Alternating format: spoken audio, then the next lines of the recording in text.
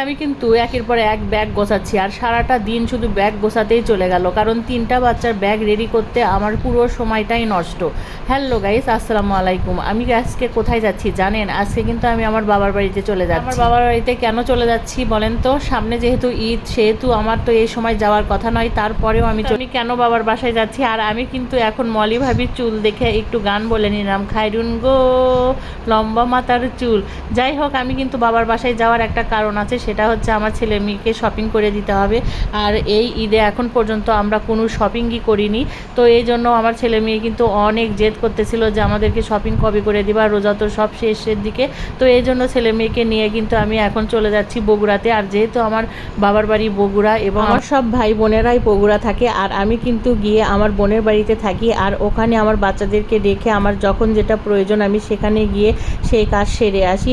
তো এখন আমি আমার বোনের বাড়িতে যাচ্ছি, ওখান থেকে আমরা শপিং করতে যাব। বোনের বাড়ি যেহেতু মার্কেটের কাছাকাছি, সেহেতু আমার বোনের বাড়িতে আমার বাচ্চাগুলোকে রেখে একজন একজন করে নিয়ে মার্কেট আমার সারতে হবে, না হলে তো সবগুলো বাচ্চাকে একসঙ্গে কেনাকাটা করে দেওয়া যাবে না। আর এটাই কিন্তু মানে নিজের আত্মীয় স্বজন কিন্তু অনেকটা পথ চলে আসছি। আর আমার সঙ্গে কিন্তু মলি ভাবি সব সময় থাকে, আর আমার সিএনজি ড্রাইভার তো সোয়ান সব সময় আছেই, যেখানে যাই সোয়ান আমাকে নিয়ে যায়। কিন্তু আমার বোনের বাসায় চলে আসছি, আর আমরা এখন নামলাম সিএনজি থেকে, আর সিএনজি থেকে নেমে আমরা সোজা উপরে চলে যাব। এই যে আমার সঙ্গে দেখতে পাচ্ছেন আমার কোলে 2টা কোলবালিশ, আর এই 2টা কোলবালিশ কেন জানেন? আমার মেয়ের জন্য। আসলে বাচ্চার মাদের কোনোই শান্তি নেই, ঘাড়ে ব্যাগ নেওয়া আমি ভুলে গিয়েছি, কিন্তু যেখানেই যাই বাচ্চার কাপড় চুপড় বালিশ এইভাবেই বাঁধে নিয়ে যেতে হয়। কিন্তু আগেই গাড়ি থেকে নেমে বাড়ির ভিতরে চলে গিয়েছে, আর আমি কিন্তু এখন আস্তে আস্তে উপরে যাচ্ছি।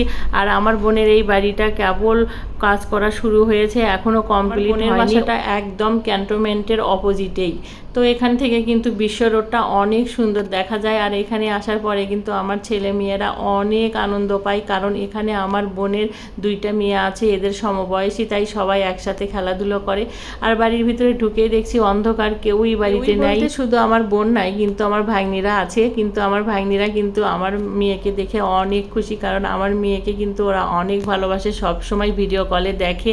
তো আমার আশিমণিটাও কিন্তু বিন্দুকে চিনে ফেলেছে, বিন্দু কিন্তু ওকে ঘুম থেকে উঠেই কোলে নিয়েছে। আর এই যে বাঁধন কিন্তু সবসময় ভিডিও কলে দেখে। আর আমার মেয়ের মানে প্রিয় বান্ধবী বাঁধন, ছোট বোন আবার মানে বান্ধবী, তো এরা কিন্তু অনেক আনন্দ করে। আসলে এই বয়সে তো আনন্দ করবে। দেখতে কিন্তু ইফতারের সময় হয়ে গিয়েছে, আর ইফতারগুলো কিন্তু আমার বোন রেডি করে নিয়েছে। ও যেহেতু বাড়িতে ছিল না, সেহেতু আমরা বাড়িতে কোনো কিছু তৈরি করতে পারিনি, কারণ আমার দুলাভাইয়ের পাটা মানে ভেঙে গিয়েছে, পার অপারেশন হয়েছে। দুলাভাইকে নিয়ে আমার বোন ডাক্তারের কাছে গিয়েছিল শহরে, ওখান থেকে এসে দেখে আমরা চলে আসছি ওর বাসায়। তো যাই হোক, বোনের বাড়িতে যেটাই খাই ওটাই আলহামদুলিল্লাহ, কিন্তু শান্তির জায়গা কিন্তু নিজের আপন মানুষের কাছেই চলে আসছি, এটাই শান্তি। ইফতারি সেরে আমরা কিন্তু আবারও মার্কেটে চলে যাব আমার মেয়ের কেনাকাটা করার জন্য। তো সবাই কেমন আছেন? অবশ্যই পরবর্তী ভিডিও দেখার জন্য